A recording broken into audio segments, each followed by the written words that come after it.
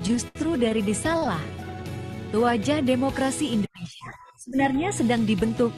Yuk, dapatkan bukunya sekarang juga di www.queenpustaka.id. Saatnya bangun desa lewat strategi yang cerdas dan beretika. Buku membentuk kata, mengubah makna. Buku membentuk kata, mengubah makna. Serunya bahasa di novel era 2000-an mengajak pembaca untuk menyelami dunia kata dan makna dalam novel-novel populer dari era 2000-an. Buku ini mengulas bagaimana proses afiksasi dalam bahasa Indonesia memiliki peran penting dalam membangun karakter, menciptakan suasana, dan memperkaya cerita. Bahasa bukan hanya alat komunikasi, tetapi juga jendela yang membuka cara kita memahami dunia dalam konteks sastra. Buku ini menjelaskan bagaimana afiksasi penambahan awalan, akhiran, atau sisipan pada kata dasar dapat mengubah makna kata dan memberikan dimensi baru dalam sebuah narasi. Pembaca diajak untuk mengeksplorasi bagaimana kata-kata yang tampak sederhana dapat berkembang menjadi lebih kompleks dan penuh makna, memberikan kekuatan pada karakter dan cerita dalam novel. Melalui berbagai contoh dari novel era 2000-an, buku ini menggali bagaimana penulis menggunakan bahasa untuk menciptakan karakter yang kuat dan dunia cerita yang mendalam. Afiksasi tidak hanya memperkaya struktur kalimat, tetapi juga berfungsi untuk menyampaikan perasaan, membangun konflik, dan menghidupkan dunia yang diciptakan dalam setiap karya sastra. Dalam membentuk kata, mengubah makna, dibahas bagaimana perubahan kata melalui afiksasi dapat memberikan kekuatan pada cerita, menggambarkan suasana hati karakter, atau memperkuat tema utama dalam novel. Setiap kata yang dipilih dengan hati-hati memiliki tujuan untuk menghubungkan pembaca dengan dunia yang dihadirkan oleh penulis. Buku ini menjadi panduan yang berguna bagi pecinta bahasa, penulis pemula, serta siapa saja yang tertarik untuk memahami bagaimana bahasa berperan dalam membangun cerita yang menarik. Dengan pendekatan yang santai dan mudah dipahami, buku ini menyajikan wawasan tentang bagaimana menggunakan bahasa untuk menciptakan cerita yang berkesan dan memikat pembaca. Buku ini memberikan pembaca wawasan yang menarik tentang bagaimana bahasa membentuk dunia dalam novel. Dengan memahami bagaimana afiksasi mengubah makna kata dan memberi dimensi baru pada cerita, pembaca dapat lebih menghargai kekuatan bahasa dalam menciptakan karakter, suasana, dan makna yang mendalam. Buku ini adalah panduan inspiratif untuk mereka yang ingin menggali lebih dalam tentang bagaimana bahasa membangun cerita yang kuat dan berkesan.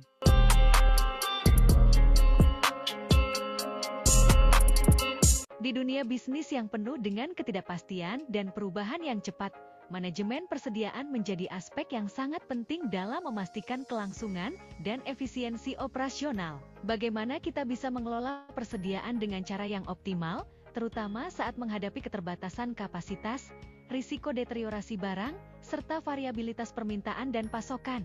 Buku Manajemen Persediaan Modern mengatasi keterbatasan dan ketidakpastian dengan pendekatan matematis ini hadir untuk memberikan pemahaman yang mendalam mengenai strategi manajemen persediaan yang lebih efisien dan adaptif dengan pendekatan yang lebih matematis dan berbasis data.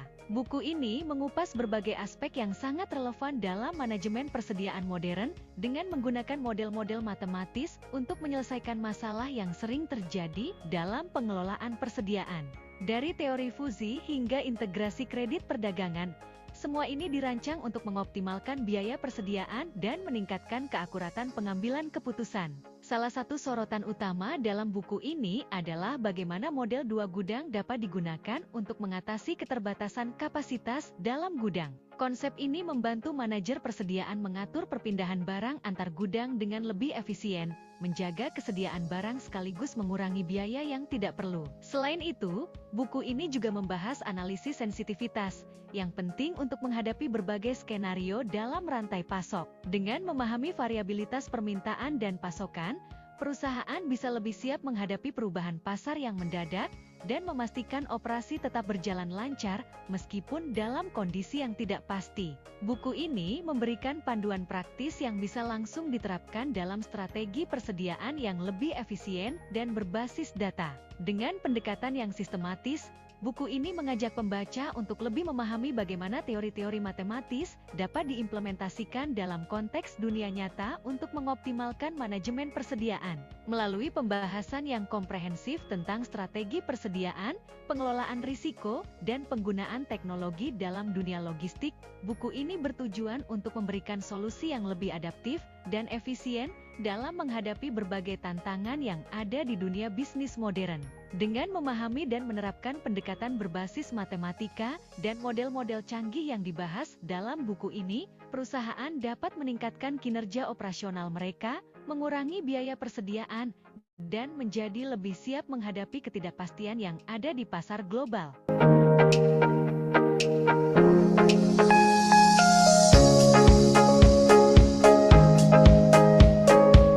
Budaya Minangkabau bukan hanya tentang rumah gadang dan pakaian adat, melainkan juga tentang nilai, tradisi, dan identitas yang diwariskan dari generasi ke generasi. Melalui buku Budaya Minangkabau dalam Maransi, Kisah, Tradisi, dan Makna, Nadila Rahma Putri, Titikku membawa kita memahami bagaimana sistem matrilineal, peran adat, serta konflik antara tradisi dan modernitas dihidupkan dalam cerita-cerita Maransi. Buku ini mengajak kita melihat lebih dekat bagaimana adat Minangkabau terus bertahan, bahkan di tengah perubahan zaman. Buku ini mengupas tuntas tentang budaya Minangkabau yang tercermin melalui novel Maransi. Lewat cerita, kita diajak melihat bagaimana masyarakat Minangkabau menjaga nilai-nilai adat, khususnya sistem matrilineal yang unik, peran penting adat dalam kehidupan sosial, serta konflik yang sering terjadi antara generasi muda dengan tradisi lama. Melalui analisis mendalam terhadap cerita dalam novel Maransi, penulis mengungkapkan bagaimana struktur naratif mencerminkan realitas sosial Minangkabau. Tema utama dalam novel ini adalah kesenjangan antara adat dan modernitas. Tokoh utama dihadapkan pada dilema besar, mempertahankan gelar adat keluarga, atau memilih jalan hidup modern yang lebih bebas dari ikatan tradisi. Konflik ini tidak hanya menggambarkan perjuangan pribadi, tetapi juga refleksi nyata tentang bagaimana masyarakat Minang hari ini bernegosiasi dengan perubahan zaman. Nilai-nilai seperti musyawarah, penghormatan terhadap ibu sebagai pusat keluarga, dan pentingnya adat dalam kehidupan bersama, tetap menjadi fondasi kuat dalam setiap alur cerita. Buku ini sangat menarik, karena tidak hanya menganalisis budaya Minangkabau dari sisi akademis, tapi juga membungkusnya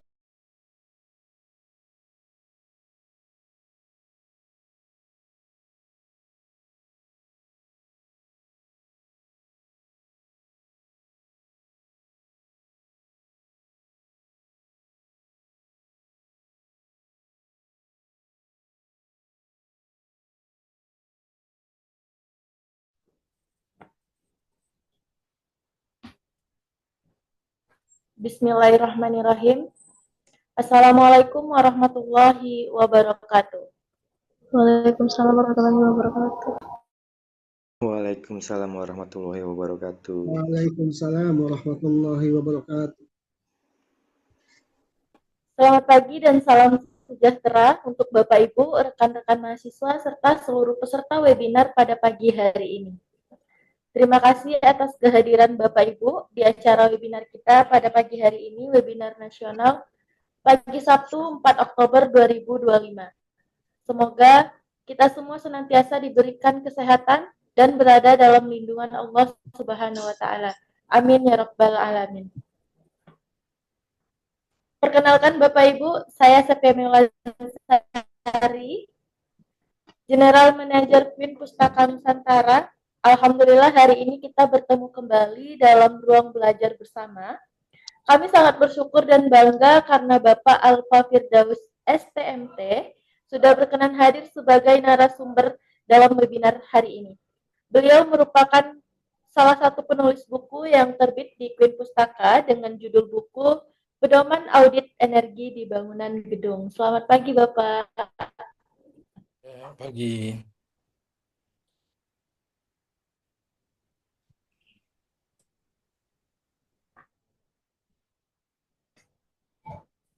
Terima kasih juga kepada Bapak, Ibu, seluruh peserta yang sudah bergabung sejak pagi tadi. Semangat dan antusias Bapak Ibu, serta rekan-rekan sekalian sangat kami hargai. Tema kita pada pagi hari ini adalah manajemen energi di bangunan gedung. Sebuah tema yang sangat penting untuk kita bahas bersama-sama. Tanpa berlama-lama lagi, mari kita mulai acara ini dengan mengucapkan Bismillahirrahmanirrahim. Saya secara resmi membuka webinar pagi hari ini. Selanjutnya, saya persilahkan kepada moderator kita, Ibu Umi Alivia, untuk memandu jalannya acara. Kepada Ibu Umi, kami persilahkan. Baik, terima kasih kepada Mbak Sepia atas kesempatannya. Sebelumnya, perkenalkan saya Umi Alvia, yang akan mendampingi Bapak selama kegiatan webinar kita berlangsung. Assalamualaikum warahmatullahi wabarakatuh. Selamat pagi dan salam sejahtera untuk kita semua. Salam Om Swastiastu, Namo Buddhaya, salam kebajikan. Alhamdulillahirrahmanirrahim.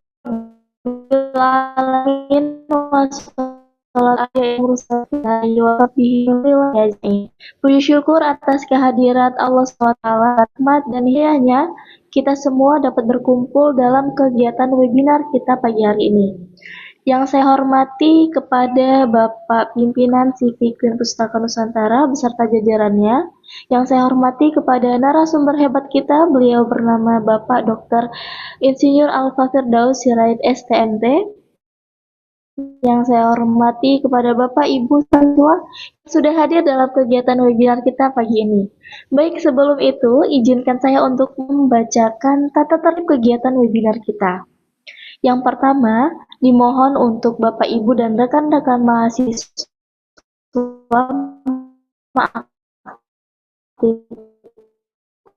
kegiatan kita dapat berjalan dengan baik tanpa ada gangguan. Yang kedua, link absensi akan diberikan setelah sesi tanya jawab. Jadi, Bapak Ibu yang ingin mendapatkan sertifikat, silakan mengisi absensi yang dikirimkan oleh panitia kami melalui room chat. Lalu yang ketiga, untuk sertifikat, video, materi, dan dokumentasi lainnya akan kami berikan melalui grup WhatsApp. Jadi bagi Bapak Ibu yang belum bergabung di dalam grup WhatsApp, silakan bergabung terlebih dahulu. Dan yang terakhir, kami akan memberikan kesempatan bagi Bapak Ibu semua, yaitu sebanyak 3 pertanyaan, dan pastinya akan mendapatkan door prize, yaitu pulsa gratis, serta mendapatkan voucher 10% untuk semua pembelian paket penerima di Civic Pustaka Nusantara. Baik, selanjutnya izinkan saya memperkenalkan profil singkat narasumber kita pada pagi hari ini. Pemateri kita adalah Bapak Dr. Alfa Firdaus Sirait, lahir di Jakarta pada 8 April 1978. Beliau merupakan seorang profesional di bidang energi dan efisiensi energi dengan pengalaman lebih dari 17 tahun. Menyelesaikan pendidikan S1 Teknik Mesin di Universitas Mercu Buana tahun 1998, lalu S2 Manajemen Industri di Institut Teknologi Bandung tahun 2003, dan beliau meraih gelar Doktor Teknik di Institut Pertanian Bogor pada tahun 2020. Nah, beliau telah memberikan layanan konsultasi kepada berbagai lembaga internasional seperti UNDP, Bank Dunia, Asian Development Bank, IGS Jepang, GIZ Jerman, lalu GGI Korea, dan UKVIC, serta bekerja sama dengan Kementerian Energi dan Sumber Daya Mineral. Selain itu, beliau juga aktif mengajar lebih dari 20 tahun dan menulis buku serta artikel ilmiah, dan juga menjadi anggota Persatuan Insinyur Indonesia. Dengan pengalaman yang luar biasa tersebut, mari kita sambut narasumber kita, Bapak Dr. Alfa Firdaus Sirait, untuk menyampaikan materinya. Assalamualaikum warahmatullahi wabarakatuh. Halo, selamat pagi Bapak. Assalamualaikum warahmatullahi wabarakatuh. Ya, Mbak Umi apa Mbak Alfia? Boleh Mbak Umi? Ya, Mbak Umi. Ya, makasih Mbak. Alhamdulillah. Ya, bagaimana kabarnya Pak? Bapak sehat? Alhamdulillah sehat ya Mbak. Alhamdulillah. Akhirnya kita bisa bertemu secara virtual ya Pak ya. Ini pertama kalinya kita Iya, ketemu. betul, betul. Di Riau soalnya, Mbak ya, posisinya. Iya. Iya Pak, betul. Iya Pak. Oke baik. Tanpa berpanjang kata, kami persilakan nih Bapak untuk langsung menyampaikan materi yang telah dipersiapkan ya. Waktu dan layar kami persilahkan. Baik, terima kasih. Izin Pak untuk materinya Bapak yang share ya Pak ya. Ya, sudah terlihat belum ya? Oke sudah Pak. Sudah ya. Oke, Bismillahirrahmanirrahim. Assalamualaikum warahmatullahi wabarakatuh. Eh, Waalaikumsalam warahmatullahi wabarakatuh. Baik, pada pagi hari ini izinkan saya untuk share sedikit ya mengenai manajemen energi di bangunan gedung ya. Ini juga merupakan topik yang sudah dipublikasikan juga ya di Queen Pustaka gitu ya. Eh, Bukunya sudah ada. Jadi ini sekilas saja karena kan sebenarnya 1 jam nggak cukup ya untuk membahas ini gitu ya. Jadi ini hanya kita bahas preview gitu ya, seperti apa sih manajemen energi di bangunan gedung ini gitu ya. Jadi eh, kita mulai saja. Bangunan gedung ini eh, secara umum ya 50% dari energi atau 70% listrik dari total konsumsi energi di Indonesia, ya pengguna energi terbesar. Memang jumlahnya sih sebenarnya jumlahnya banyak ya kan kayak perumahan, kemudian mall ya, kemudian perkantoran dan sebagainya jumlahnya banyak gitu ya. Sehingga dia menggunakan energi yang besar gitu ya dan ini juga berkontribusi terhadap biaya operasional bangunan ya. Sehingga berdampak juga terhadap emisi gas rumah kaca dan pemanasan global ya sebenarnya karena eh, indirect ya sebenarnya tidak langsung ya karena kan banyaknya kita pakai listriknya itu emisinya adalah di pembangkit listrik gitu ya. Jadi bukan di bangunan gedungnya tapi di pembangkit listriknya ya. Nah, manajemen energi menjadi salah satu solusi cerdas untuk diaplikasikan pada bangunan gedung ya. Eh, kita lihat backgroundnya sekilas ya, ini adalah PP 33 tahun 2023 mengenai konservasi energi ya.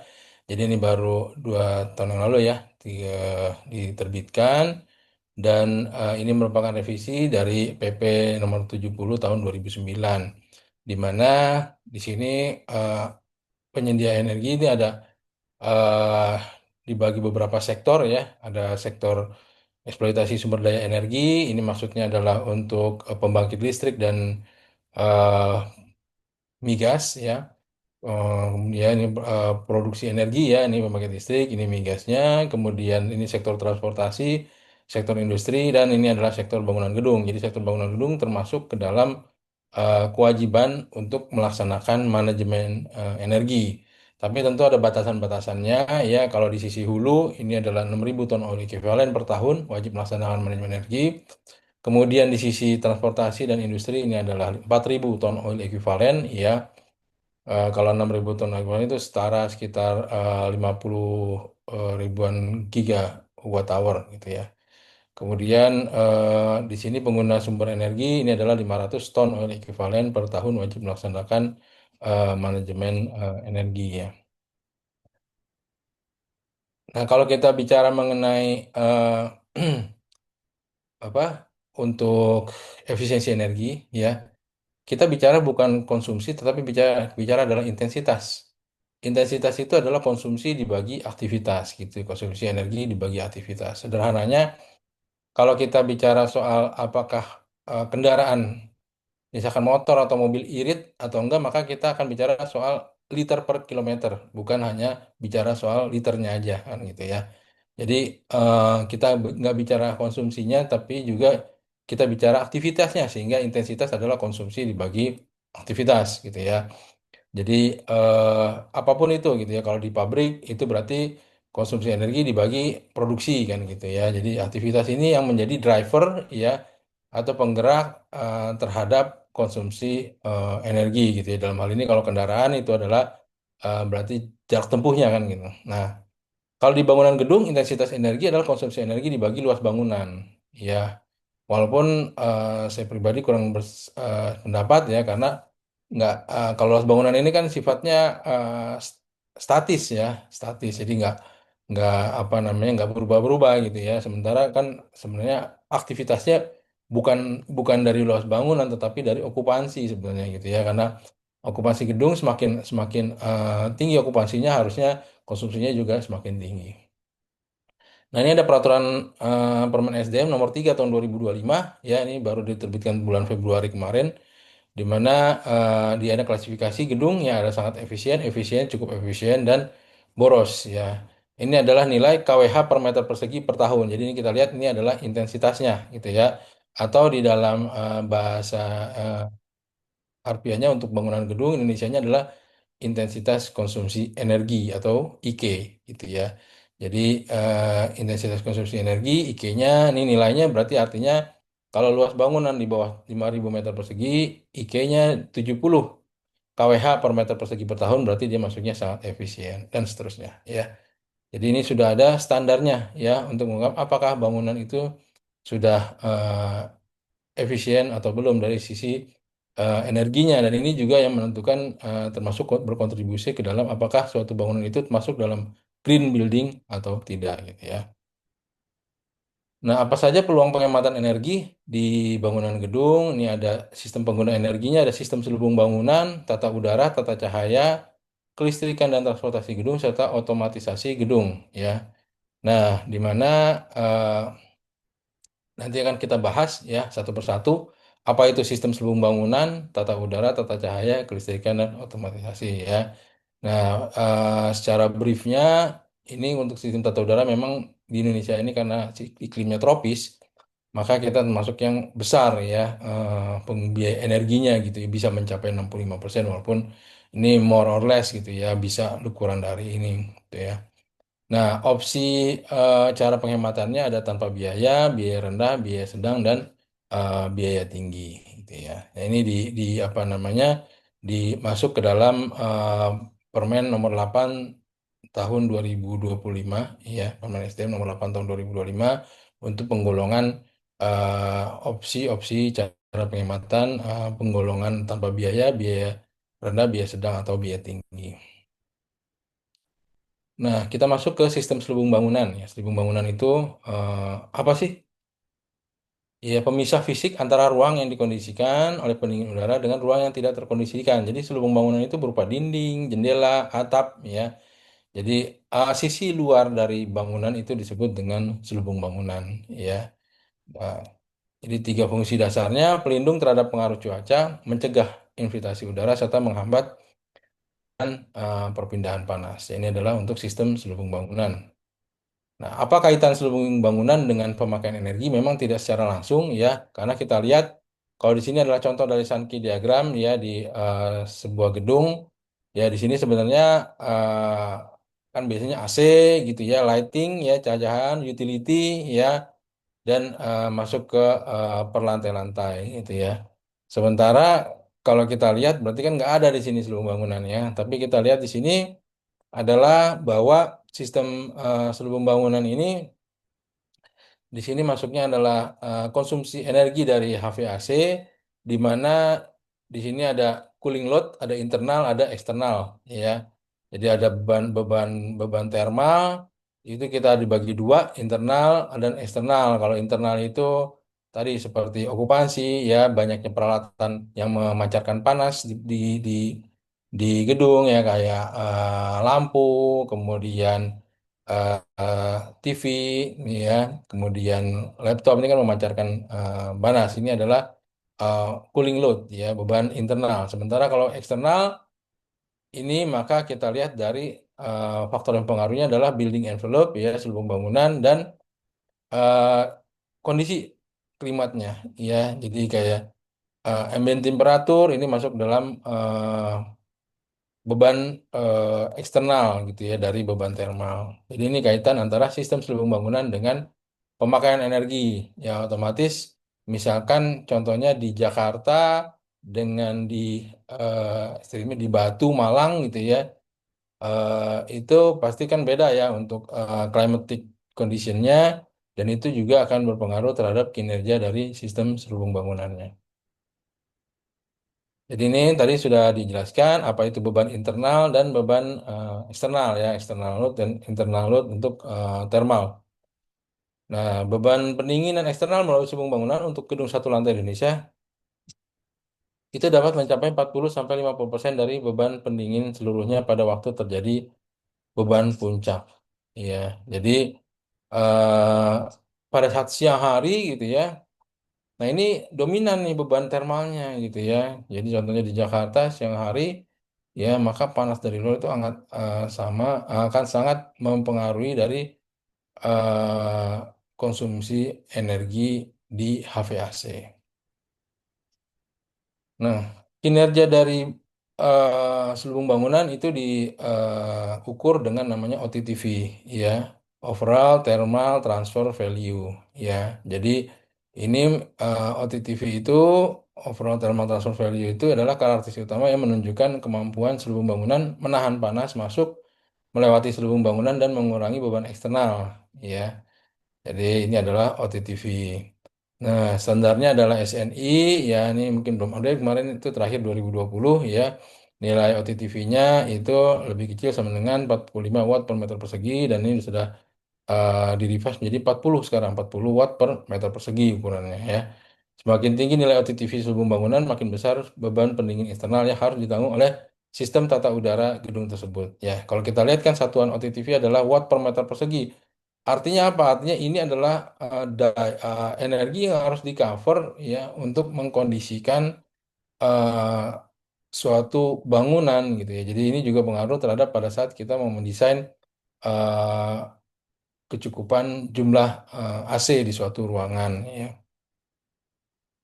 Pada prinsipnya energi panas mengalir dari area udara panas ke area dengan temperatur udara yang lebih rendah. Ya, ini fisika dasarnya. Ya, aliran ini selalu akan terjadi jika terdapat perubahan atau perbedaan temperatur dalam ruangan. Ya. Maka ini dapat diidentifikasi, kita bisa pakai ini ya kamera thermal, maka kita bisa lihat nih yang ini adalah heat loss-nya gitu ya. Jadi ini adalah yang keluar ya, area yang mengalami kebocoran ya atau insulasi ya yang kurang baik ya. Jadi makanya kalau di gedung yang contohnya kalau di bangunan gedung itu di lobi gitu ya, itu banyak infiltrasi dari udara luar. Nah, itu menyebabkan eh, si beban AC-nya semakin berat gitu ya. Jadi semakin bagus insulasi gedung, maka eh, dia akan membantu dalam menurunkan untuk mengurangi beban thermal si sistem HVAC. Nah, ini bisa pakai jenis kaca ya. Jadi jenis kaca yang digunakan akan mempengaruhi terhadap nilai OTTV ya. Jadi ini kita bisa lihat ya ini OTTV-nya ya yang akan semakin baik tergantung dari jumlah jenis kacanya ya. Nah, jenis kaca yang baik itu adalah dia yang menangkal radiasi termal tetapi dia meneruskan cahaya matahari. Nah, itu adalah jenis kaca yang baik ya. Artinya kita membutuhkan cahaya dari matahari untuk cahaya alami, tetapi kita tidak membutuhkan panasnya kan. Ya, jadi kalau kacanya gelap juga nggak baik karena kita harus menyalakan lampu di siang hari. Jadi yang baik adalah eh, di mana kacanya itu bisa menahan beban termal dari matahari, tetapi dia bisa meneruskan cahaya matahari. Nah, ini poin-poin konservasi energi di sistem selubung bangunan. Ya, pertama kita bisa memasang shading ya pada jendela luar ini meminimalkan radiasi matahari ya, terutama di area yang menghadap ke arah barat gitu ya. Jadi saya pernah audit energi di salah satu gedung pemerintahan di Merdeka Selatan itu setiap berapa bulan sekali kompresor AC-nya itu jebol gitu ya karena kenapa? Karena berat ya nanggung beban kaca semua sementara area itu menghadap barat ya. Nah, jadi itu kita rekomendasikan menggunakan tadi kaca film yang memang bisa menahan beban thermal gitu ya. Tapi bisa juga menggunakan shading seperti ini ya. Kemudian bisa juga menggunakan kaca gelas berlapis ya. Jadi ini juga sehingga si beban panas ini terperangkap ya di sini. Kemudian mengganti material kaca ya untuk menurunkan nilai dari OTTV ya. low emission glass ya ini juga bisa mengurangi beban termalnya gitu ya. Jadi bisa bisa bisa menurunkan beban termalnya. Kemudian selanjutnya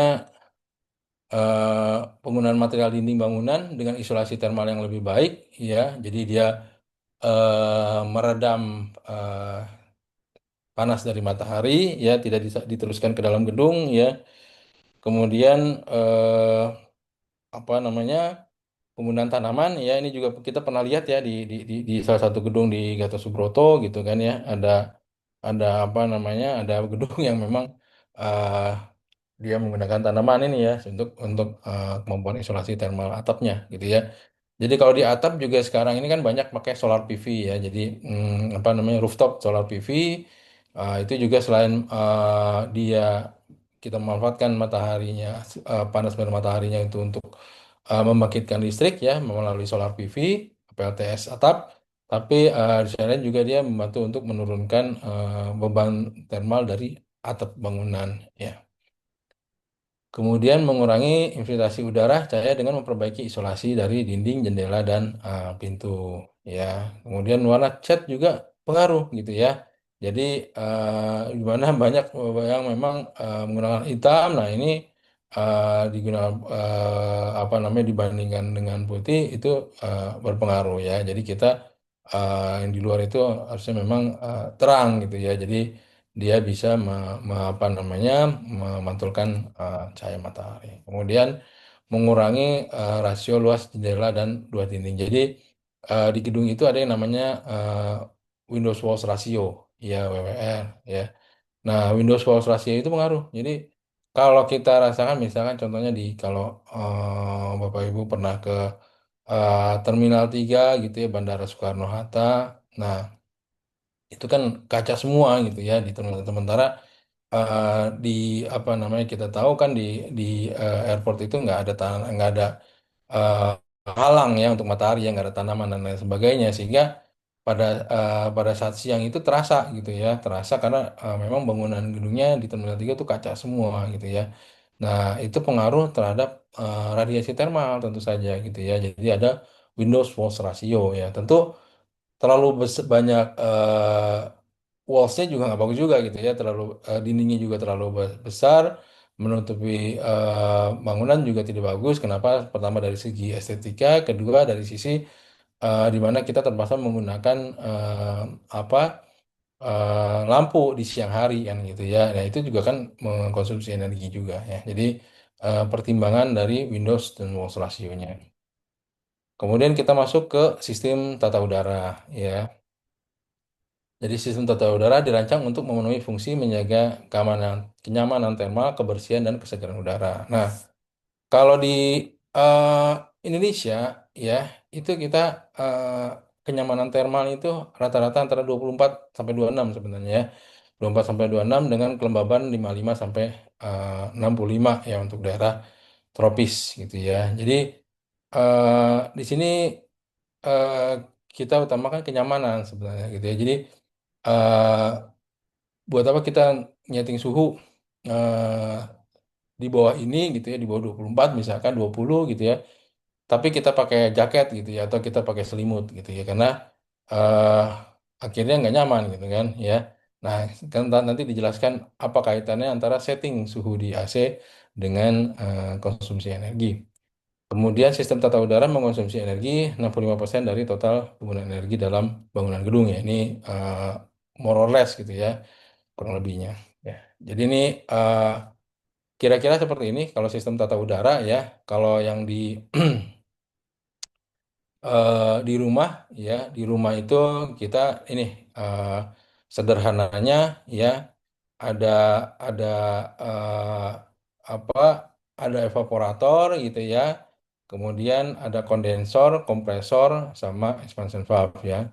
Nah, eh, ini unit yang di rumah gitu ya. Sederhananya ini adalah unit yang apa yang untuk indoor ya, evap, ini yang untuk unit outdoor ya. Jadi sistem kerjanya kalau kita pakai AC yang di rumah atau di bangunan kecil gitu ya, kita pakai split ya, ini split ya, ini ada indoor, ada outdoornya. Nah, di mana untuk indoornya dia akan apa namanya, menyerap udara panas ya, kemudian didinginkan ya. Di sini oleh kondensor ini ada heat exchanger ya. Kalau di AC di rumah ini pakai udara mendinginkannya. Kemudian ini ada freon ya. Jadi lewat freon dia ada heat exchanger dengan freon, maka dia akan dikeluarkan dalam udara yang lebih dingin gitu ya. Nah, kenapa AC di rumah? Ya, AC secara keseluruhan ditaruh di atas karena udara panas itu lebih ringan ya, lebih ringan molekulnya, sehingga udara panas dia pasti akan mengalir ke atas dan diambil oleh AC, kemudian dialirkan, kemudian dikeluarkan lagi dalam udara yang lebih dingin gitu ya. Ya, prinsipnya sederhananya seperti itu. Nah, kalau di eh, bangunan gedung seperti apa gitu ya, yang gedung besar-besar. Iya, cara kerjanya sama ya, tetapi di sini tentu saja lebih besar. Kalau misalkan dia sistemnya adalah air cool, dia pakai udara pendinginannya ya. Kalau water cool dia pakai cooling tower gitu ya. Ya, ada pompa, ada cooling tower untuk mengalirkan pendinginannya ya. Kemudian di sini juga sama gitu ya. Ada pompa ya untuk menggerakkan fluidanya ya. Nah, kemudian di sini ada air handling unit ya, di mana di air handling unit ini ya dia apa terjadi pertukaran udara di sini ya, pertukaran udara dari ruangan ya. Ini ada udara yang lebih panas ya, kemudian mengalir udara yang lebih dingin gitu ya. Jadi ada juga fan coil unit ini di tiap ruangan gitu ya, FCU-nya. Jadi secara prinsipal basicnya adalah yang di sini gitu ya, kemudian dikembangkan ya untuk sistem yang lebih kompleks ya. Nah, ini adalah water cool chiller. Dia pada prinsipnya untuk water cool ini memang lebih efisien, tetapi kapasitasnya ini yang lebih besar biasanya gitu ya. Sementara dia ada didinginkan dengan air ya, jadi si udara panas tadi didinginkan dengan air. Sementara kalau di sini adalah air cool ya, pendingin udara ya. Ini untuk kapasitasnya di bawah 500 ton ya. TR ya, tons of refrigerant ya. Eh, jadi dia lebih kecil dibandingkan dengan water cool biasanya, dan efisiensinya lebih rendah gitu ya. Tetapi tentu saja ukurannya, karena ukurannya lebih kecil ya. Ini adalah proses perpindahan panas ya, tadi sudah dijelaskan ya. Kita ada udara, air, refrigeran, air, udara ya. Jadi ini adalah proses perpindahan panasnya gitu ya. Ada chill water pump ya, kemudian ada condenser pump ya. Yang terlibat sini ada kompresor ya, kemudian tower fan ya. Ini yang apa namanya, proses perpindahan panasnya tadi di sistem tadi, ada yang water cool dan air cool. Kapasitas kinerja refrigerasi ini ditandai dengan TR ya, tone of refrigeration ya. Ini 1 TR setara dengan 3,5 kW ya, atau 12.000 BTU per jam ya, atau 3.000 kilokalori per jam gitu ya. Nah, kinerja dari sistem pendingin AC ditandai dengan kW per TR ya, kilowatt per ton of refrigeration, atau COP, coefficient of performance, atau ER, energy efficiency ratio ya. Nah, ini tabel untuk konversinya gitu ya. ER ya, energy efficiency ratio, dia maka dia makin besar, di sini KW per TR-nya justru makin kecil ya. KW per TR makin kecil itu makin baik ya. COP makin makin besar makin baik, IR makin besar makin baik ya. Jadi terbalik ya. Kalau karena KW per TR ya, ini kan konsumsi energi dibagi outputnya, ton of refrigeration ya. Maka KW-nya makin kecil akan semakin baik gitu ya. Jadi kalau tadi perbandingannya, kalau yang untuk air cool itu biasanya di atas 1 ya KW per TR, sedangkan kalau yang untuk water cool biasanya di bawah 1 KW per TR ya. Ini contoh untuk kalkulasi kebutuhan AC ya. Mungkin di eh, forum ini kita lewatkan saja gitu ya untuk mengkalkulasi kebutuhan AC. Nah, ini untuk kinerja AC, ini adalah coefficient performance. Ini kalau untuk yang AC-AC besar, itu ya di sistem HVAC, ini kita memakai chiller ya. Chillernya ini adalah standar ASRAE, di mana ada standarnya untuk KW per ton dan COP-nya, coefficient of performance-nya gitu ya. COP-nya ini semakin ke sini semakin besar, semakin bagus ya coefficient of performance-nya. Kemudian ini KW per tonnya semakin semakin kecil, semakin bagus gitu ya, excellent ya. Ini good, fair, needs improvement. Sementara ini adalah ER, Energy Efficiency Ratio.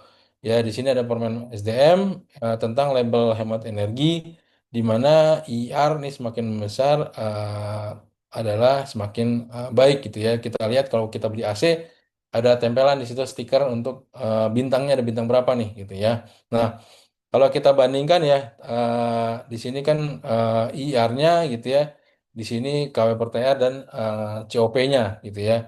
Nah, kita lihat kalau di sini yang bagus adalah 10 ya, 10 IR ya. Nah, di sini tadi kalau misalkan IR-nya kisaran segini, maka sebenarnya dia COP-nya 3,5, KW per TR-nya 1 kan gitu ya. Nah, ini IR-nya udah 12 ya. COP-nya 3,5, KW per TR-nya 1 ya. Ternyata untuk COP 3,5 ini kalau untuk untuk chiller ini hanya hanya di level ini gitu ya. Jadi kalau IR-nya di level bintang 4, ternyata kalau untuk chiller ini masih di level ini. Ya artinya apa? Artinya memang kalau secara secara efisiensi AC-AC kecil jauh lebih boros dibandingkan dengan chiller gitu ya secara efisiensi. Tapi kita lihat juga dari sisi penggunaan gitu ya. Kenapa saat ini banyak gedung misalkan hotel gitu ya itu menggunakan AC split ya bukan AC sentral. Karena memang penggunaannya lebih parsial gitu. Jadi hanya yang dibutuhkan aja yang dinyalakan. Kalau kita memakai chiller kita nggak bisa menggunakan strategi tersebut ya. Nah, ini adalah checklist dari observasinya gitu ya. Apa saja yang harus dilakukan di chiller, cooling tower, dan AHU gitu ya. Ini juga saya masukkan ke buku gitu ya. Nah, apa saja konservasi energinya? Ini peningkatan KW per TR ya. Kemudian dengan ini kan dengan delta T-nya sebenarnya ya. Main delta T, kemudian pemilihan jenis kondensor ya yang tepat disesuaikan dengan kapasitas chiller yang digunakan. Kemudian maintenance dari permukaan perpindahan panas ya. Kemudian ini multi staging ya, kapasitas pendingin dengan beban pendingin gedung gitu ya. Kemudian ini untuk jumlah chiller yang lebih dari satu, refrigerasi bertingkat ya, gitu ya. Nah, digunakan AC berkapasitas kecil daripada menggunakan sistem sentral untuk menangani beban pendingin yang kecil yang tadi saya utarakan sudah jelas. Kemudian menggunakan chiller dengan kapasitas yang lebih kecil untuk kebutuhan peak load ya penggunaan beban puncak. Ya pengaturan laju aliran untuk supaya air dingin ya apa kemudian penggunaan chiller dengan teknologi terbaru ya misalkan contohnya ada apa namanya chiller yang memakai VST ya atau inverter ya itu konsumsi energinya 15 sampai 50% lebih rendah daripada chiller yang lama ya. Ini ada magnetic bearing chiller ya dia udah pakai VSD pada motornya dia pakai magnetic bearing ya.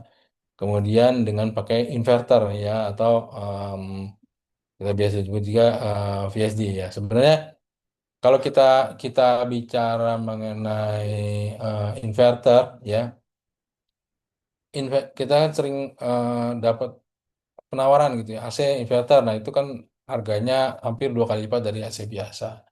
Nah itu tergantung kita harus lihat dulu kebutuhannya apa sih gitu ya. Jadi kalau inverter itu sebenarnya dia cocok digunakan pada beban antara 40 sampai 70%. Ya. Jadi kalau misalnya kita punya kapasitas AC eh, contohnya eh, 10 10 10 HP misalkan ya 10 PK.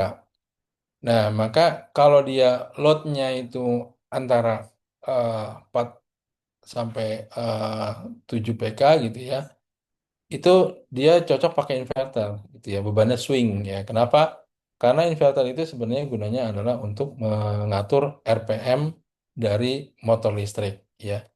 Jadi dengan mengatur RPM dari motor listrik itu dia menyesuaikan dengan beban. Pada saat bebannya rendah, kebutuhan di ruangan rendah, maka si RPM-nya akan turun dan itu akan menurunkan beban listrik.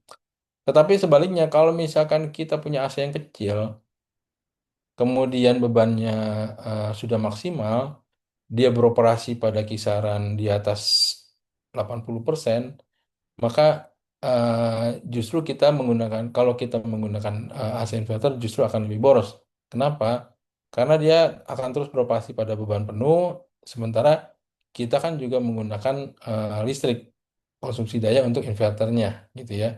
Sehingga akan menjadi suatu waste, gitu ya. Jadi pada saat Anda memilih memilih AC dengan inverter, pastikan bahwa bebannya seperti apa gitu ya. Dia akan bekerja pada beban seperti apa.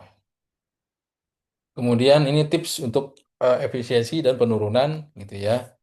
Nah, ini adalah standar-standarnya ya. Mungkin yang eh, mau saya lihat ini ada hindari keluar masuk ya, pastinya di lobi ya. Kemudian peralatan mengeluarkan panas ya, komputer, TV, lampu ya. Kemudian ada juga yang ya, kita harus hindari meningkatkan kelembaban ya, seperti kain basah ya, karena dia kan uh, karena AC itu kan selain selain mengatur temperatur, dia juga mengatur kelembaban, RH-nya dikurangi. Kemudian tembok luar terkena sinar matahari langsung yang kita bisa pakai pakai tanaman ya, kita kita tadi ada pakai shading dan seterusnya. Kemudian jangan membuat ruangan terlalu dingin. Ya, nah ini yang sering sering sering ini ya. Jadi standar pendinginan 25 plus minus 1 derajat Celcius. Nah, kadang kita salah kaprah gitu ya. Kita pada saat kita masuk ruangan, kemudian AC kita langsung set ke 18 biar cepat dingin gitu katanya. Tapi sebenarnya yang kita set 18 itu adalah termostatnya. Jadi yang suhu yang ada di remote itu adalah suhu setting termostat. Ya, artinya apa? Artinya kalau kita setting 18 itu artinya AC, kompresor AC akan berhenti bekerja pada saat suhu ruangan mencapai 18 derajat Celcius. Begitu juga kalau misalkan kita men-setting 25 derajat, maka kompresor AC akan berhenti bekerja pada saat suhu ruangan mencapai 25 derajat Celcius. Jadi itu bukan setting suhu udara yang keluar dari AC. Karena suhu keluar udara yang dari AC itu kita sering mengukur biasanya sekitar 12-13 derajat Celcius yang keluar dari AC. Jadi eh, itu bukan merupakan setting suhu yang keluar dari AC ya. Jadi itu adalah setting termostat untuk mengatur sampai suhu berapa ruangan suhu berapa yang ingin dicapai. Sehingga pada saat tercapai suhu tersebut kompresor berhenti bekerja. Nah, tentu saja pada saat kita men-setting suhu 25 ya, kompresor akan berhenti bekerja di 25 derajat Celcius. Tapi sebaliknya, pada saat kita men-setting di suhu 16, maka dia akan terus bekerja tuh kompresornya. Kenapa? Karena di Indonesia hampir tidak mungkin suhu mencapai 16 derajat Celcius di siang hari gitu ya, apalagi di kondisi rumah gitu yang mungkin di ruang server mungkin aja, tapi kalau di rumah itu sulit gitu ya. Sehingga kompresornya akan terus bekerja. Kemudian di sisi lain itu juga akan menimbulkan ketidaknyamanan buat orang Indonesia, di mana kalau di malam hari di eh, tempat tidur biasanya kita justru pakai selimut gitu kan, atau di ruang kerja kita pakai jaket gitu ya. Jadi itu adalah waste. Kenapa? Karena kita AC itu tidak berhenti bekerja, sementara kita juga tidak nyaman gitu ya. Kan pada saat kita memakai selimut itu tandanya kita tidak nyaman, butuh pengkondisian. Ya pada saat kita pakai jaket itu kita tidak nyaman, kita membutuh pengkondisian. Kenapa kita tidak menaikkan setting suhunya aja gitu ya, supaya kita tidak perlu pakai selimut, kita tidak perlu pakai jaket, dan itu adalah penghematan energi ya. Dan rule of thumb-nya setiap kenaikan 1 derajat Celcius dari setting suhu AC itu akan menurunkan konsumsi energi sebesar 2-3% ya. Kemudian ini ya penggunaan tanaman, menyekat ruangan ya. Kemudian efisiensinya juga ya. Nah, ini juga penting nih.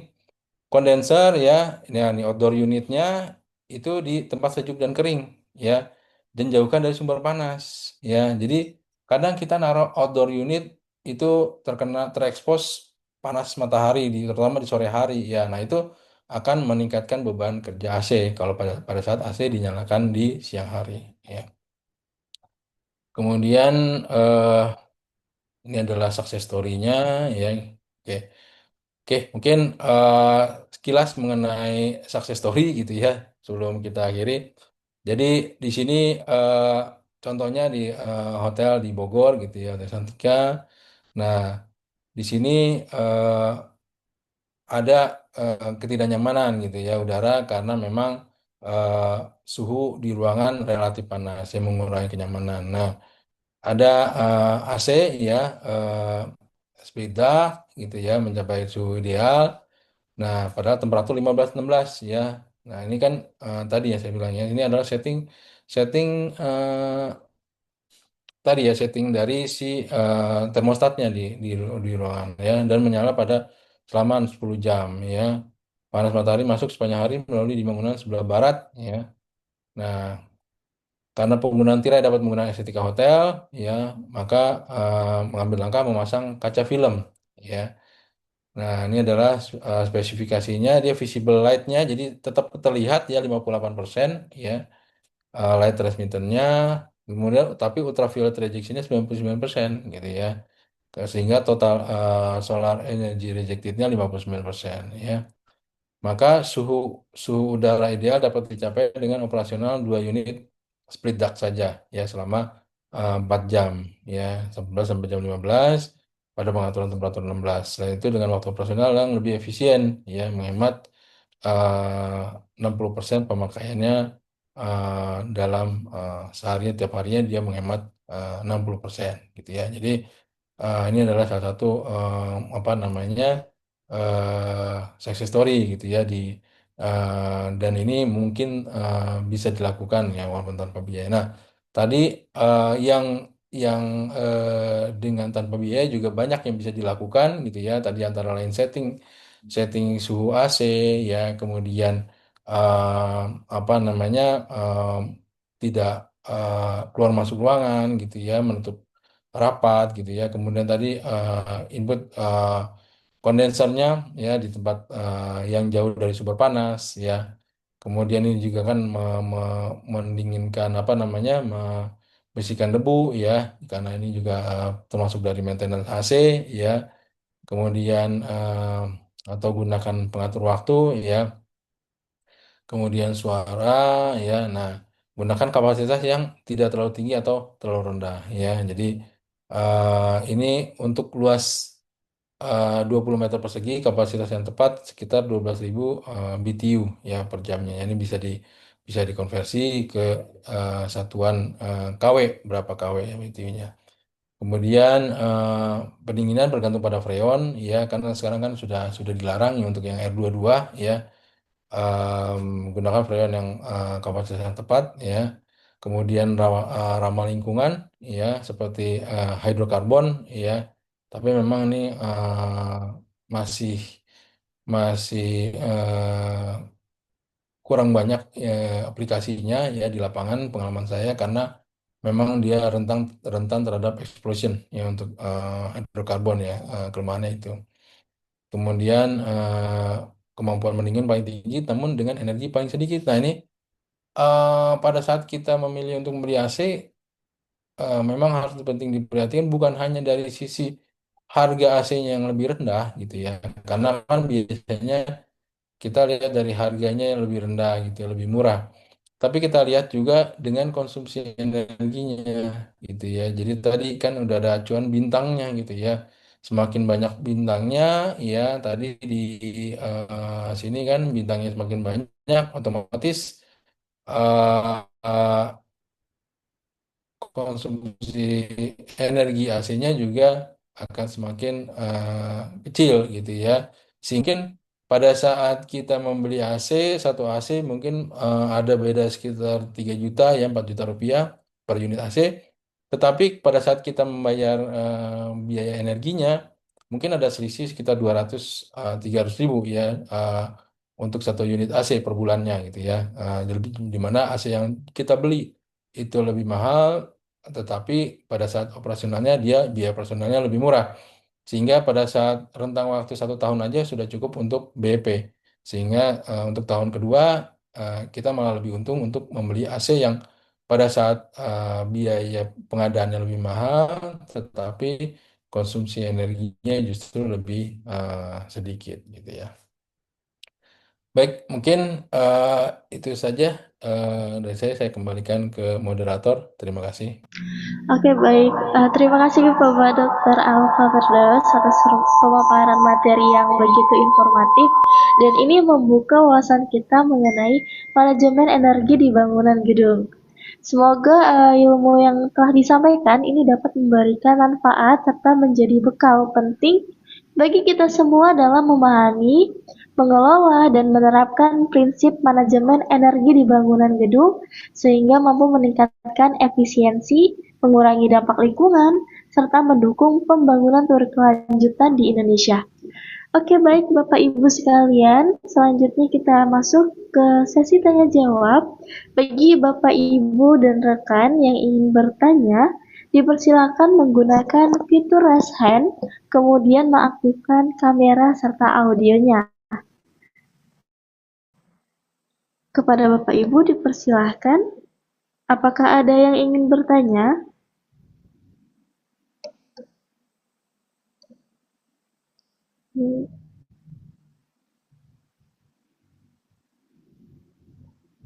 Oke, baik. Ini ada yang mengaktifkan fitur raise hand kepada Bapak Rizky Nur Hadi. Dipersilahkan untuk bertanya secara langsung kepada Bapak apa?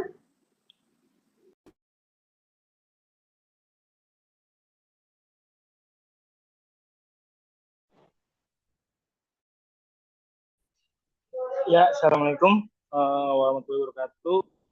Nama saya Rizky Nur Hadi. Bapak, saya ingin bertanya Pak, gitu, TR pada chiller misalkan 150 TR chiller itu peruntukannya untuk berapa lantainya gitu Pak. Soalnya di kerjaan saya kan saya kerja di Mall Mangga 2 gitu ya Pak. Dia itu menggunakan chiller kapasitas 125 TR. Peruntukannya untuk 5 lantai. Tapi di per lantainya itu suhunya ada yang berbeda Pak. Satu diffuser itu di lantai 5 dan suhu lantai 5 itu per diffusernya ada yang mencapai 18, 20 sampai ada yang 17. Oke, terima kasih Mas Rizky. Eh, Mungkin saya mau nanya dulu, apa di tiap lantai itu ada AHU-nya nggak masing-masing? Kalau untuk per lantai itu ada haunya Pak. Satu Ada AHU-nya lantai ya? itu ada 2 sampai 3 Pak. Oke, oke. Jadi kan karena eh, tadi ya sudah saya jelaskan sekilas tadi untuk AC pertama bebannya dari sisi beban termalnya ada internal ada eksternal. Nah, internal itu tentu kaitannya dengan apakah jumlah okupasinya kalau di mall gitu kan, berarti jumlah okupasinya itu di lantai tertentu lebih banyak atau lebih sedikit gitu ya jumlah pengunjungnya dan jumlah tokonya. Kemudian untuk eksternalnya itu positioningnya gimana gitu ya, karena kan kalau misalkan dia di lantai yang lebih bawah dia mungkin pada saat sore hari itu si lantai itu terhalang oleh gedung lain di sebelahnya gitu ya. Sehingga si radiasi matahari nggak langsung gitu ya, tetapi lantai yang di atasnya mungkin dia terkena sinar matahari langsung karena memang tidak terhalang oleh gedung di sekitarnya gitu ya. Kemudian yang selanjutnya adalah dari sisi kinerja AHU-nya juga gitu ya. Kinerja AHU-nya seperti apa di tiap lantai gitu ya. Jadi itu harus kita kita lakukan assessment gitu ya terhadap kinerjanya. Nah, memang di awalnya kita harus hitung dulu nih dengan luas lantai sekian gitu ya, apakah kapasitas chiller yang ada saat ini sudah mencukupi atau belum gitu ya. Nah, kalau misalkan secara teoritikal TR-nya udah cukup, kemudian kita lihat lagi eh, kinerja AHU-nya gimana gitu ya. Apakah kinerja AHU-nya itu proses heat exchanger-nya di situ sudah baik atau belum kan gitu ya. Kemudian baru ketiga kita lihat kalau misalnya sudah chillernya kapasitasnya sudah mencukupi, kemudian dari AHU-nya tidak ada masalah, kemudian kita lihat dari sisi operasionalnya kan gitu ya. Jadi dari sisi tadi beban termalnya, beban internal dan eksternalnya seperti apa gitu tentu akan berbeda-beda. Nah dari situ baru kita bisa melakukan improvementnya di mana nih gitu ya. Apakah improvementnya kita di chillernya ya, ataukah menambah unit-unit yang lebih kecil gitu ya, atau mungkin kita kalau untuk yang ada masalah di radiasi thermal, beban thermal, maka kita harus memasang shading kah, atau kaca film ya, gitu ya, atau penghalang lain ya, atau di misalkan di AHU-nya apa yang kita harus lakukan improvement di AHU-nya ya kan. Kita misalkan AHU itu biasanya ada di di tulang itu ada two way valve, three way valve ya. Nah, itu juga pengaruh gitu ya. Seperti apa kinerja AHU-nya gitu kan. Apakah filternya sudah bersih kah, gitu. Kemudian kondisi sirkulasinya di situ seperti apa, udaranya. Jadi harus dilihat dulu nih di lapangan. Tapi kita bisa memilah-milah secara keseluruhan itu step-stepnya seperti itu. Gitu kira-kira Mas Rizky. Oh iya Pak, baik Pak. Makasih Pak atas jawabannya Pak. Ya, sama-sama. Oke, baik. Terima kasih kepada Bapak Rizky atas pertanyaan dan terima kasih Pak Alfa sudah menjawab pertanyaannya ya Pak ya. Iya. Oke, selanjutnya ini ada Bapak Faik Al-Zahmi. Kepada Bapak Faik Al-Zahmi dipersilakan Bapak untuk menyampaikan pertanyaannya.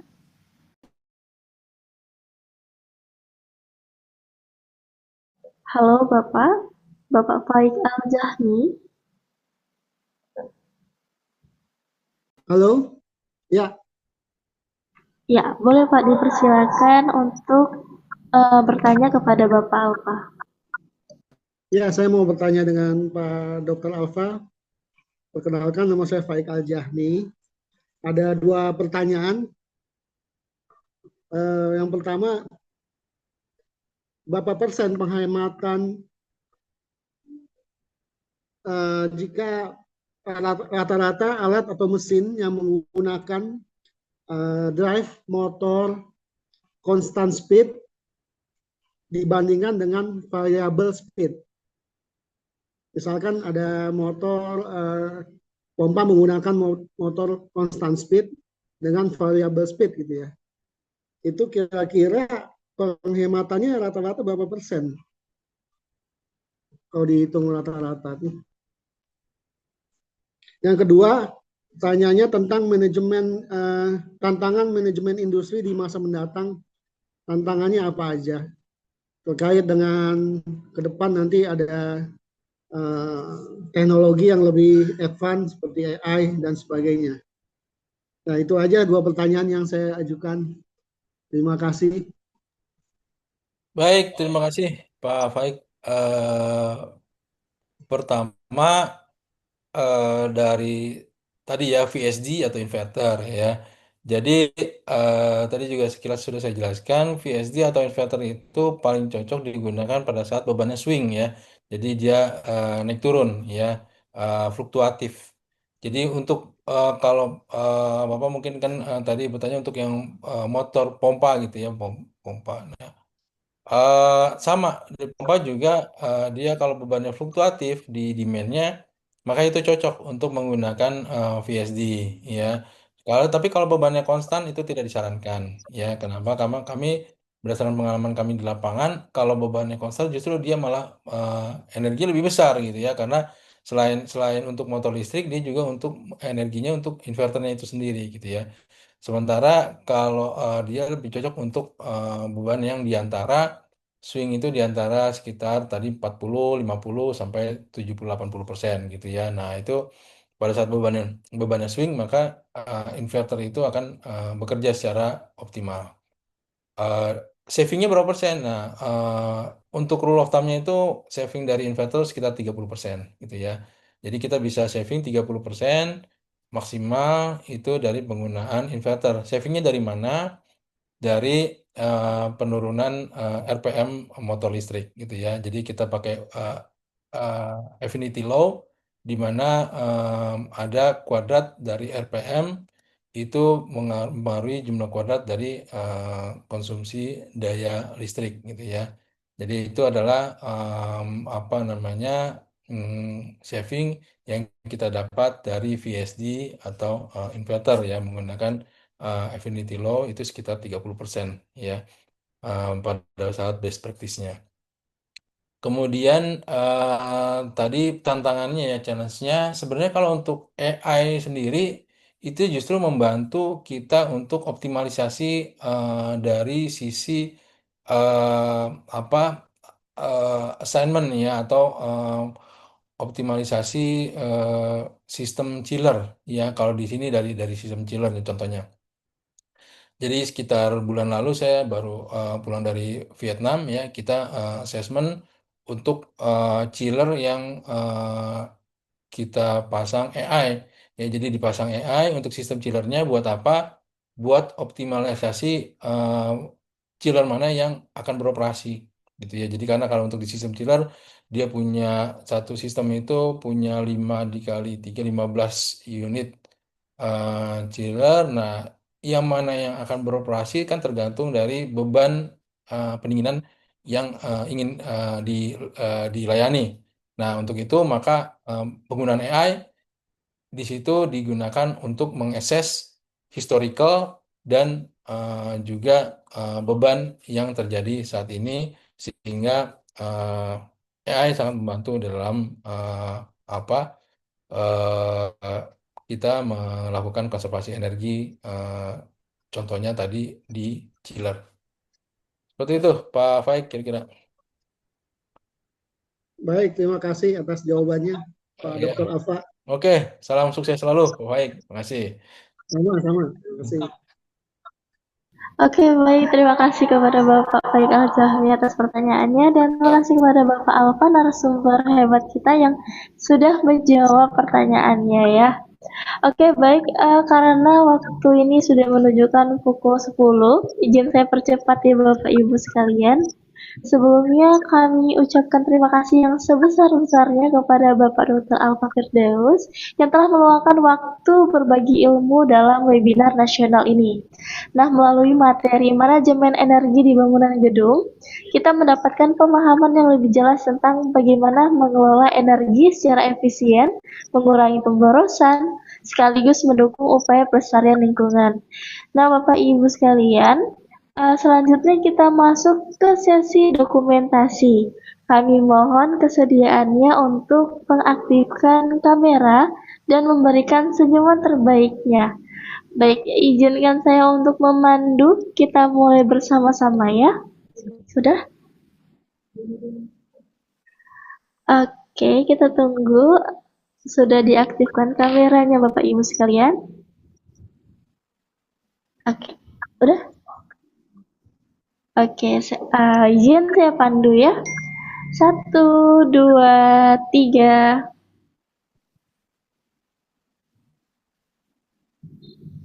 Oke, baik. Sudah? Untuk slide berikutnya, kembali kami mohon Bapak Ibu untuk mengaktifkan kamera dan memberikan senyuman lagi. Kita mulai lagi. 1, 2, 3.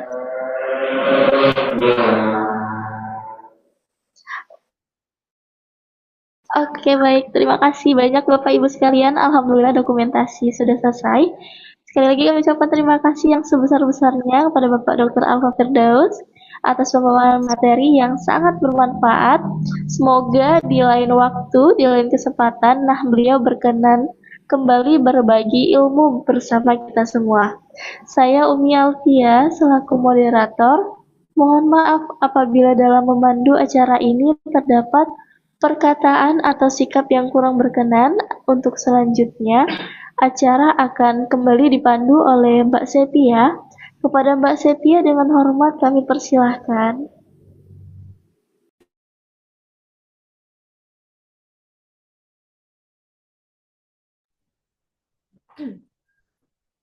Alhamdulillah, terima kasih kepada Mbak Umi yang telah memandu acara kita dengan baik, dan juga kepada Bapak Alfa Firdaus STMT atas materi yang sangat inspiratif dan bermanfaat. Dan alhamdulillah acara kita pada pagi hari ini berjalan dengan lancar. Sebelum menutup webinar, izinkan saya, Sepia Mewansari, memperkenalkan kepada Bapak Ibu nih beberapa paket yang tersedia di Queen Pustaka Nusantara. Nah, baik Bapak Ibu, jika Bapak Ibu yang ingin menerbitkan buku bersama kami di Queen Pustaka Nusantara, kami menyediakan ada 5 paket buku siap terbit dengan ISBN dan HQ, di mana fasilitas yang Bapak Ibu dapatkan itu diantaranya gratis layout atau editing, kemudian gratis Turnitin, kemudian Bapak Ibu akan mendapatkan 3 buku fisik, kemudian gratis e-book, gratis sertifikat penulis, gratis video ulasan dan promosi, serta royalti 20%. Nah, buku Bapak Ibu juga akan terindeks di Google Scholar dan Akademia. Dan penerbit kami akan membantu Bapak Ibu menjualkan buku di e-commerce seperti di Tokopedia, Shopee, dan di marketplace di website. Paket-paket yang kami sediakan ini diantaranya itu menyesuaikan kebutuhan Bapak Ibu, di mana jika kami punya paket basic ini Bapak Ibu yang akan memasukkan naskah Bapak Ibu ke template buku yang kami sediakan, itu di harga Rp500.000 saja. Nah, kami juga punya paket tunggal Bapak Ibu. Paket tunggal ini memudahkan Bapak Ibu, cukup kirimkan naskahnya kepada kami, kepada tim editor kami. Nanti tim editor kami akan membantu memasukkan ke dalam template dan akan membantu seluruh proses hingga terbit menjadi buku. Hingga buku sampai ke halaman rumah Bapak Ibu. Kemudian kita punya paket konversi bagi Bapak Ibu yang punya tesis, skripsi, disertasi, dan penelitian lainnya itu dikonversikan menjadi sebuah buku. Bapak Ibu cukup kirimkan skripsi, disertasi, atau tesisnya kepada tim kami, maka prosesnya akan dibantu oleh tim kami. Itu untuk paket konversi kita di harga Rp1.450.000. Itu sudah termasuk ISBN dan HQ. Beserta fasilitas yang saya sebutkan dari awal. Kolaborasi dosen banyak sekali judul yang tersedia di website kami di www.queenpustaka.id. Bapak Ibu bisa cek di sana untuk judul yang tersedia yang sesuai kebutuhan Bapak Ibu, di mana per bab kita itu ada di 150 per bab. Kemudian kita ada paket eksekutif Bapak Ibu, bagi Bapak Ibu nih yang nggak sempat nulis, bagi Bapak Ibu yang nggak sempat nulis dan anti ribet, kita punya paket eksekutif. Nah, paket eksekutif ini naskah dari penerbit. Bapak Ibu cukup kirimkan data, spesifikasi, dan kisi-kisi buku yang ingin dibuat. Nah, untuk harga kita di 4 juta saja Bapak Ibu. Nah, silahkan hubungi admin kami dan follow Instagram kami di Queen Pustaka Nusantara untuk info lebih lengkapnya. Sebagai penutup, izinkan Sepia menyampaikan pantun khas dari Melayu, Riau. Tugas menumpuk waktu terbatas, menulis naskah jadi tertunda. Paket eksekutif jadi solusi cerdas, terbit cepat tanpa ribet di Queen Pustaka. Menulis naskah, menulis karya, menjadikan ilmu lebih bermakna. Terima kasih atas partisipasinya. Sampai jumpa di webinar selanjutnya. Akhir kata, mohon maaf segala kekurangan saya, Sepia Meulansari, Pamit undur diri. Wabillahi taufiq wal hidayah. Assalamualaikum warahmatullahi wabarakatuh. Waalaikumsalam. Waalaikumsalam warahmatullahi wabarakatuh. Ya, terima kasih semua. Izin. Izin. Oke, baik, untuk seluruh peserta webinar, silakan mengisi absensi webinar hari ini, yang mana untuk mendapatkan sertifikatnya, dan untuk peserta yang beruntung akan kami hubungi melalui nomor WA. Terima kasih atas pengertiannya Bapak Ibu sekalian.